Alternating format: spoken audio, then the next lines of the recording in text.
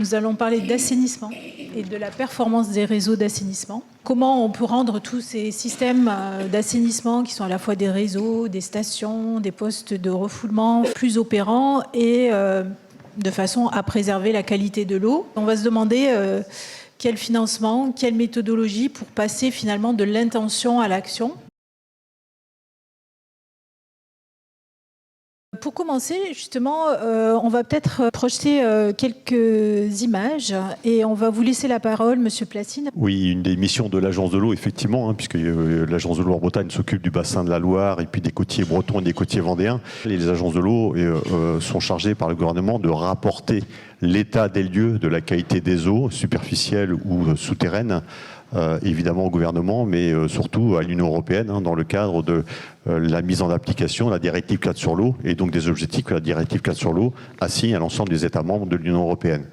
Donc à ce titre, effectivement, on a, nous, un réseau de mesures qui nous est propre. On a aussi des réseaux de mesures qu'on partage avec les départements, avec les différentes structures maîtres d'ouvrage, pour essayer de qualifier cet état des eaux. Donc là, vous avez les masses d'eau de surface, puisque ça a bien été dit dans la table ronde précédente. Voilà, on s'intéresse essentiellement en Bretagne aux masses d'eau superficielles, puisque c'est quand même plus de 70% de la ressource au niveau de la production d'eau potable, à ce qu'on appelle, nous, une pression de la part des macropolluants partant sec au niveau de la région Bretagne.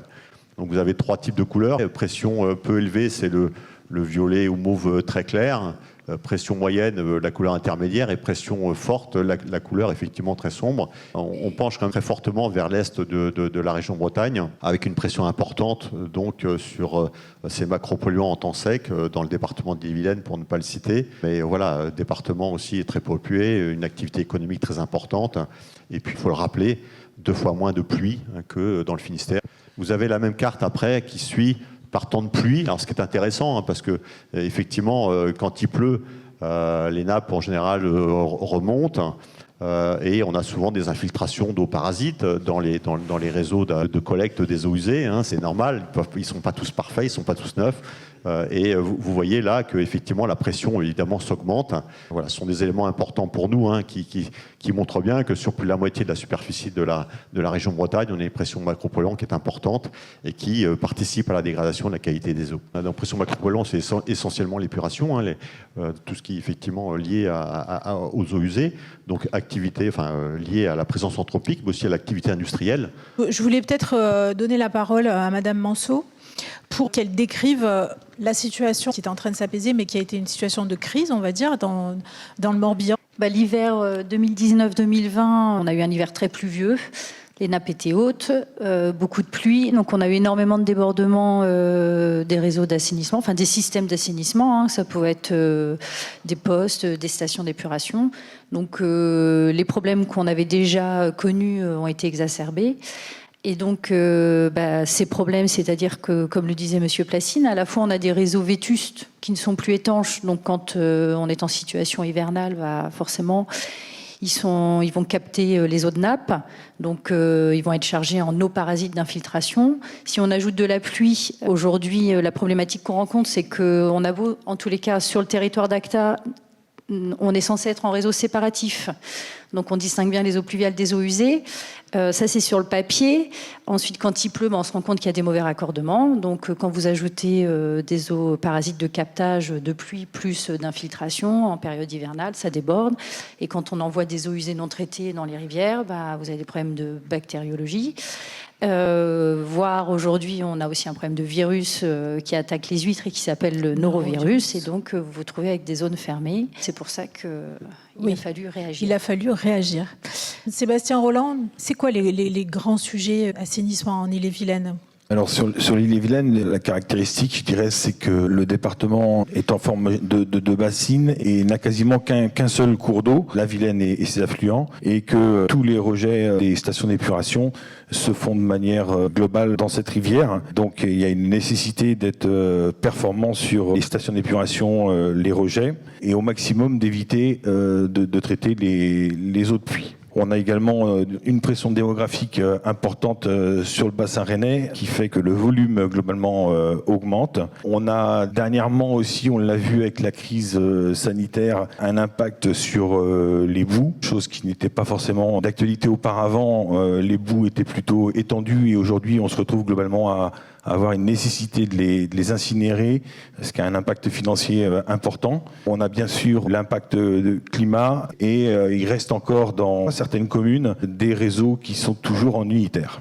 On va peut-être revenir à la carte des zones prioritaires. Je vais vous redonner la parole, Monsieur Placine, pour que vous nous décryptiez un peu justement ces systèmes d'assainissement. Oui, alors à l'Agence de l'eau, on essaie de faire un exercice, parce que vous savez que le patrimoine il est quand même conséquent, on essaie de faire un exercice de priorisation et d'identifier, alors ce qu'on appelle un système d'assainissement, c'est stations d'épuration ou réseaux qui sont probablement source de pollution pour les milieux naturels, en fonction des données qualité des eaux que nous avons dans les eaux brutes que nous surveillons. On identifie pour 3 raisons différentes des systèmes d'assainissement sur lesquels nous, agence, on souhaiterait et on pousse les maîtres d'ouvrage à intervenir en priorité parce qu'ils sont source de pollution potentielle au niveau des milieux naturels. Et vous avez donc cette carte avec effectivement, pour confirmer les propos de monsieur, des points bleus un peu partout quand même dans l'île-et-Vilaine. Alors le point bleu, c'est parce que c'est source de pollution sur ce que nous on appelle les masos, c'est-à-dire sur les cours d'eau tout simplement. Vous avez les points rouges qui sont effectivement les stations d'épuration ou les réseaux d'assainissement qui sont source de pollution microbiologique au niveau du littoral. Et c'est important parce que ça gêne les usages qu'il y a sur le littoral, que ce soit les usages de baignade, de pêche à pied ou les usages professionnels ou économiques. Et puis ensuite, vous avez des points verts où là, on a une source de pollution potentielle sur des milieux sensibles. Vos principaux interlocuteurs, qui sont-ils ? Effectivement, nous, ce qui nous intéresse, c'est de sensibiliser tous les acteurs de l'eau, bien évidemment. Ouais. Donc, ils sont d'abord les maîtres d'ouvrage, les collectivités ou les industriels. C'est aussi une carte importante pour nous que l'on partage avec les autres financeurs, qu'on partage avec la région Bretagne, qu'on partage avec les départements, pour porter ensemble ce même discours. C'est une carte qu'on partage aussi avec les services de police de l'eau, la direction départementale des territoires et de la mer, qui assure la police de l'eau au niveau de l'ensemble des 4 départements bretons. Alors j'ai beaucoup apprécié lors de la table ronde précédente les mots de M. Raffray et de M. Dufourneau sur le renouvellement intelligent, ou le renouvellement qui doit s'améliorer dans sa conception. Effectivement, on sait, alors c'est peut-être la slide suivante, et on sait que tout ça représente un actif énorme qui nécessite des montants hyper importants de renouvellement. Il faut bien identifier les enjeux les plus importants, les enjeux les plus forts pour cibler les interventions. Et c'est effectivement l'intérêt quand même de cette carte. Alors, ce qu'on demande après aux collectivités, c'est d'aller un petit peu plus loin dans l'analyse, ce que font les collectivités dans le cadre de leur schéma directeur d'assainissement. Alors, il y a évidemment des améliorations à faire, il y a du renouvellement à faire, il y a de l'amélioration de process à faire, mais l'inquiétude est plutôt sur la gestion des réseaux de collecte et de transfert. Vous faites une transition tout trouvée avec la situation d'ACTA. Vous parlez carrément de plan Marshall. Vous pouvez développer les actions qui ont été mises en place suite à ces épisodes 2019-2020 ? Donc oui, plan Marshall, parce qu'il a fallu réagir et investir massivement et puis décider des actions à réaliser. Rapidement, ACTA, c'est 860 km de réseau d'assainissement, 15 stations d'épuration, 372 postes de relèvement, 56 000 branchements à l'assainissement collectif. Et il y a aussi 11 000 assainissements non collectifs. Tout ça pour dire que du coup, c'est quand même un territoire étendu, il y a des infrastructures d'assainissement importantes. Donc après, si on veut être efficient, il faut cibler les priorités. Il a quand même fallu trouver les principales causes de dysfonctionnement. Donc on avait quand même d'ores et déjà réalisé des diagnostics de réseau d'assainissement permettant d'aboutir à un schéma directeur d'assainissement. À cela, on a pu définir des travaux prioritaires à réaliser. Alors majoritairement, on va à la fois réhabiliter du réseau d'assainissement, sécuriser des postes de refoulement. On s'est aussi attaché à travailler sur les contrôles de branchement et les contrôles d'assainissement non collectif pour mettre en place tout ce plan d'action. C'est pas seulement des investissements financiers, c'est aussi une structuration. Et puis, il faut se doter aussi de moyens matériels. Alors, on a notamment, avec l'aide de l'Agence de l'eau, parce que, évidemment, pour pouvoir mettre en place un plan d'action majeur, on travaille avec des partenaires, financeurs, privilégiés, l'Agence de l'eau, le département, Bien sûr, un peu l'État avec France Relance. On s'est notamment doté d'un système d'information géographique et de logiciels métiers pour faire de la gestion patrimoniale, parce qu'on fait de la gestion patrimoniale en eau potable, mais en assainissement, on en a besoin, et pour justement bien identifier les priorités. Et ça, c'est aussi important, ça aide énormément. Donc là, aujourd'hui, le plan Marshall, chez nous, c'est 50 millions d'investissements sur 5 ans. C'est une première phase, il y en aura d'autres. Et puis on a des travaux spécifiques sur certaines stations d'épuration. Sébastien Rolland, quel type d'actions ont été prises? Alors d'un point de vue canalisateur, je serais assez direct. On a un large sentiment de stagnation, de manque d'engagement de chantier, malgré certaine démarche qu'on a entrepris aussi via la fédération de rencontrer les donneurs d'ordre. Je pense que cette latence, elle est en partie liée au changement de compétences avec la loi NOTRe. Je pense qu'on est conscient, nous aussi, canalisateurs, comme ça a été évoqué lors de la première table ronde, que lors d'une prise de compétence, il y a une nécessité de prendre connaissance du patrimoine, d'analyser le fonctionnement, de mettre des priorités pour faire des investissements qui soient intelligents. Mais pour autant, à l'heure actuelle, on est encore globalement en sous-activité. Jusqu'ici, il y avait globalement 333 communes au niveau de l'Ille-et-Vilaine. Chaque commune, historiquement, gérait son réseau d'assainissement. Avec l'évolution de la loi NOTRe, on va vers 4 communautés d'agglomération, 14 communautés de communes, et une métropole. Ça nécessite une mise en place, ça nécessite des études, une connaissance du territoire. Cette phase-là, pour nous, est un peu longue. Il y a une véritable volonté de mettre des programmes sur du long terme, sur une vision à 5 ans. J'ajouterais qu'on voit une évolution, notamment sur l'histoire de la tarification. Il y a des décisions qui se prennent aujourd'hui de revoir la tarification de l'assainissement parce que les enjeux qui sont en face sont vraiment importants. Et les élus commencent à prendre les choses vraiment en main. Oui, c'est vrai, hein, en Ille-et-Vilaine, le regroupement des maîtrises d'ouvrage dans l'ordre du département, oui, c'est un peu le désert hein, quand même.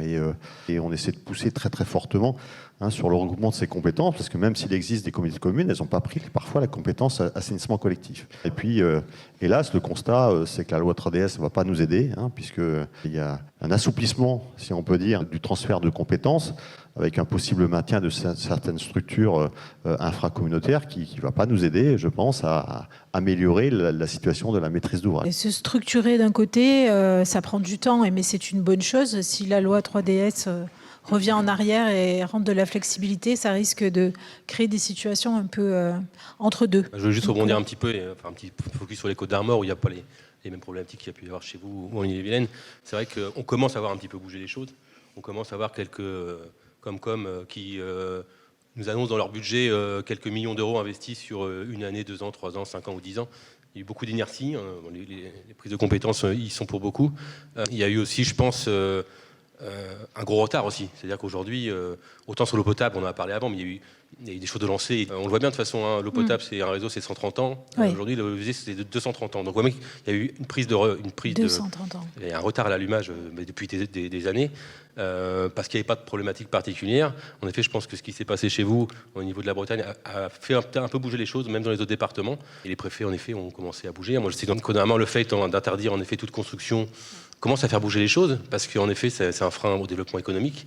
Mais ça va prendre encore un peu de temps avant que ça parte vraiment. Je pense qu'il y a une prise de conscience complète de l'ensemble des élus, hein, que ce soit des élus communaux, communautaires, départementaux, régionaux, sur le fait que l'assainissement est un service public de base, comme l'eau potable de base. C'est-à-dire qu'un territoire ne peut pas se développer, ne peut pas se maintenir si ces services publics de base ne sont pas assurés. S'il n'est pas amélioré, ça mettra en difficulté le développement du territoire. On a bien compris que c'était des investissements et un plan à long terme. Comment vous mobilisez ces ressources ? La ressource, le prix de l'assainissement, le prix de l'eau et de l'assainissement, c'est les recettes qu'on perçoit de la facture d'eau. Hein. Donc, on a réfléchi à une prospective tarifaire sur 10 ans pour faire face à nos investissements. Après, évidemment, la majorité de nos investissements, ça va être quand même sur les secteurs sensibles. Donc, on va faire en sorte de capter un maximum de subventions de l'agence de l'eau du département. Mais il n'empêche qu'il faut aussi renouveler du patrimoine. Et le renouvellement pur de patrimoine, c'est pas des actions financées. Il n'empêche qu'il faut quand même les faire. Donc après, on a établi un plan pluriannuel d'investissement. On a estimé la part de subventions dont on pourrait disposer. Et puis après, on a mis en place une prospective, une étude tarifaire. On a augmenté, mais pas tant que ça, parce qu'on avait une marge à la fois sur le budget d'eau potable où on était extrêmement excédentaire, donc on a pu équilibrer l'augmentation de l'assainissement en partie avec l'eau potable. Et puis surtout, on a travaillé sur des nouveaux contrats de concession de délégation de services publics, parce qu'on avait des contrats très anciens. Et cette renégociation de contrats, ces appels d'offres qui à la fois ont permis d'avoir une exploitation plus qualitative, nous ont surtout permis d'améliorer les coûts. Donc on a eu aussi un gain, ce qui nous a permis d'éviter de trop augmenter la part assainissement. Et le rôle de l'agence de l'eau, on parle de subventions. Quel type de fonds sont mobilisables et est-ce qu'on peut attendre des fonds supplémentaires ? Vous avez les montants de financement de l'agence de l'eau sur les 3 dernières années. Au niveau de la région Bretagne, l'agence de l'eau, c'est à peu près 330 millions d'euros d'aide versée par année sur l'ensemble de son bassin, un tiers pour l'assainissement. Et pour la région Bretagne, vous avez à gauche, là sur l'histogramme, le nombre de dossiers ces 3 dernières années, avec la distinction entre station d'épuration et réseau d'assainissement.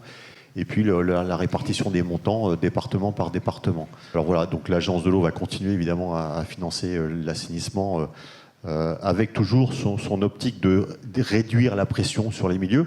Je vous rappelle quand même les instructions comptables des années 95 qui normalement disent que dans le cadre du prix de l'eau, on doit amortir l'ensemble des renouvellements. Alors il faut se questionner sur le prix, c'est évident, parce que c'est un élément essentiel. Il faut surtout choisir ces plans de renouvellement de manière à être le plus efficient possible. Il va falloir trouver ce juste équilibre entre l'amélioration de la ville et les investissements à cibler au bon endroit au niveau de l'assainissement pour maintenir ces réseaux en bon état, sachant que le patrimoine estimé, il est quand même au niveau des stations d'épuration à 2 milliards d'euros pour la Bretagne et au niveau de l'assainissement à 11 milliards d'euros, quoi. Donc vous imaginez cet actif, c'est aussi d'ailleurs pour ça que nous on essaie de sensibiliser les collectivités pour dire attention, n'augmentez pas cet actif, ne mettez pas du réseau partout, n'allez pas chercher toutes les habitations parce que déjà il faut faire face à ce renouvellement et c'est déjà une vraie problématique en soi, quoi. Donc faudra vraiment effectivement et à la fois se poser la question du prix de l'eau et à la fois bien cibler les renouvellements qui permettent effectivement de réduire les pollutions dans le milieu naturel. Sébastien Rolland, est-ce que vous avez l'impression que les élus, alors on a bien compris la situation de la restructuration de la loi NOTRe, ont pris en main ces outils, ces financements proposés par l'agence de l'eau ? Globalement, j'aurais tendance à dire non, parce que ce temps de latence, ce transfert de compétences fait qu'on n'est pas organisé. Quand on parle de subventions à l'échelle des communes, soit les élus ont déjà quasiment liquidé leur budget et attendent le transfert, mais ne lancent plus de nouveaux projets. On le voit bien, globalement, pour aller chercher ces subventions, il faut avoir fait des études, il faut avoir une structure. Donc globalement, sur l'île-et-Vilaine, je pense qu'on l'a ressenti même en période Covid. Il y avait cette démarche de lancer des financements suite à la crise Covid pour aider. On a eu des appels de certaines communes, mais en fait, qui n'étaient pas en mesure de sortir des projets rapidement qui auraient pu être éligibles à ces subventions. Nous, juste pour rebondir, on travaille au niveau canalisateur, nous, beaucoup avec l'agence de l'eau. On se rencontre souvent. Notre rôle aussi, au niveau des élus locaux, c'est de passer le message que pour certaines typologies de travaux, qu'il y a des choses et qu'ils n'hésitent pas à solliciter l'agence de l'eau qui peut en effet se financer pas mal. La profession est aussi attendue pour être force de proposition, d'innovation. On communique, le dialogue il est établi. Bon, il y a les différentes études qui ont pu être faites avec la cellule économique sur l'eau, sur l'assainissement qui ont été diffusées à quasiment tous les élus du territoire. On rencontre au sein de la profession, même sur d'autres activités, les AMF, tout cela, on communique énormément parce qu'il faut communiquer. De toute façon, c'est essentiel pour les collectivités qui ont des besoins et pour nous aussi, puisque derrière, si les collectivités ont des besoins et lancent des projets, on sera nous derrière bien sûr. À disposition, bien sûr, pour les réaliser. Vous vouliez intervenir peut-être ? Non, juste dire sur, en effet, le fait de travailler, de partager avec les communes et que les élus ils aient bien conscience aussi qu'entre le moment où on va décider des travaux et on va les réaliser, il va se passer 12, voire même 18 mois, parce qu'aujourd'hui, de mettre en place, on fait une étude de maîtrise d'œuvre, on a des prestations connexes à faire, un certain nombre de détection de réseau, d'HAP, enfin l'amiante dans la voirie, etc. Il faut aussi avoir conscience de ça.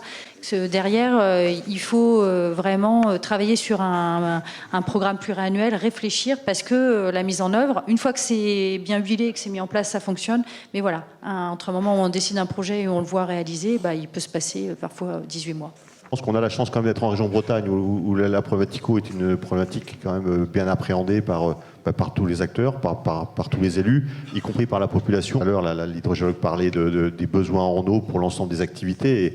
Et en Bretagne, il y a quand même beaucoup d'emplois qui sont liés aux industries agroalimentaires, qui consomment de l'eau, qui ont besoin d'eau, à l'agriculture qui a besoin d'eau, à l'accueil touristique qui aussi doit avoir une eau de bonne qualité. Voilà, donc il y a quand même une sensibilisation très forte. Il y a eu cette histoire des nitrates qui a mobilisé quand même beaucoup d'acteurs. Mais malgré tout, effectivement, il faut continuer à avancer, il faut mobiliser tous les acteurs, il faut être innovant. D'avoir une capacité aujourd'hui de poser un diagnostic très précis et de dire voilà qu'est-ce que je vais faire, mais non pas en one shot, mais sur des plans pluriannuels. Je crois que c'est ça qui est important pour essayer de bien maîtriser ces investissements, et de faire des choix en toute connaissance de cause.